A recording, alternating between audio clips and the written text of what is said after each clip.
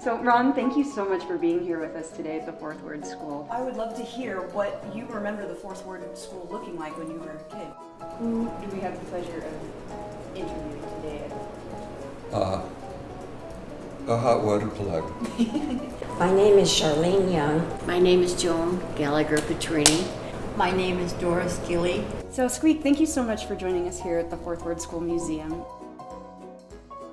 And then Emmett, of course, became a temporary janitor here in about 1910, and then spent the next 20 years here, and when he was still a janitor when he died in 1930. So if you look in the archives that we have now, which is a marvelous endeavor, you'll see all kinds of pictures of Emmett with the various classes, with his hat on, getting his picture taken. It was Doing the Hobart and system. Marlette who established Marlette Lake. Yeah. Marlette was the surveyor for the state of California. So he's the one who went in partnerships with your great uncle. To, Right. And they formed the Gold Hill Water Company. Of course, I go with my dad a lot. I never really worked with the water company as my brother did, but I went with him a lot into the mountains. We were called the Lousy Five. There were 5 of us in this group, and we were named that by our principal, Mr. Gallagher.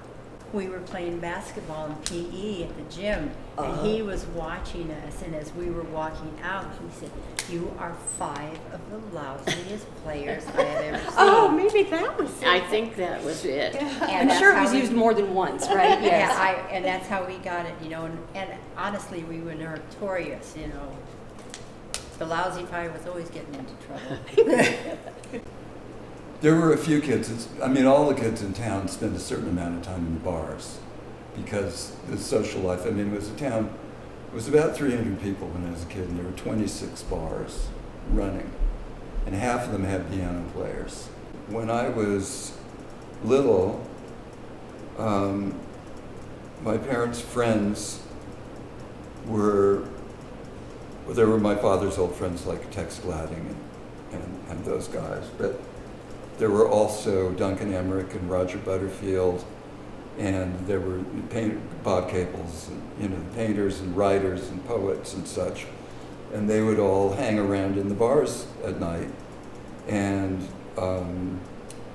every now and then I would be babysat by Babs Clark, Walter Van Tilburg Clark's daughter, was my favorite babysitter.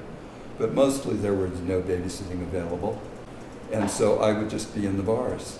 So sometimes everybody, like in the Union Brewery, I remember sleeping on the poker table. That probably didn't happen probably normal for kids in Storyville and New Orleans, but not normal in Orange County. No. So. And when did you come to Virginia City for the first time? I came in, my husband and I moved here my second husband, in 1990. So we came up here, deciding the weather was not good enough to go to Lake Tahoe. And we went into a bar, and there was a piano. And I said, "May I play?" And so I played, and then they said, "Your drinks are free." So then we went to a second bar, and we're not big drinkers. We went to and the same thing happened. So after 4 bars, we said, "Where do we park the car?" Right. And we really loved it because there were more pianos per capita in this town. There was piano there everywhere. How about we talk about the old characters in Virginia City when I was a kid? Garbage Mike. Louis Segrist. Lucius Beebe and Charles Clay.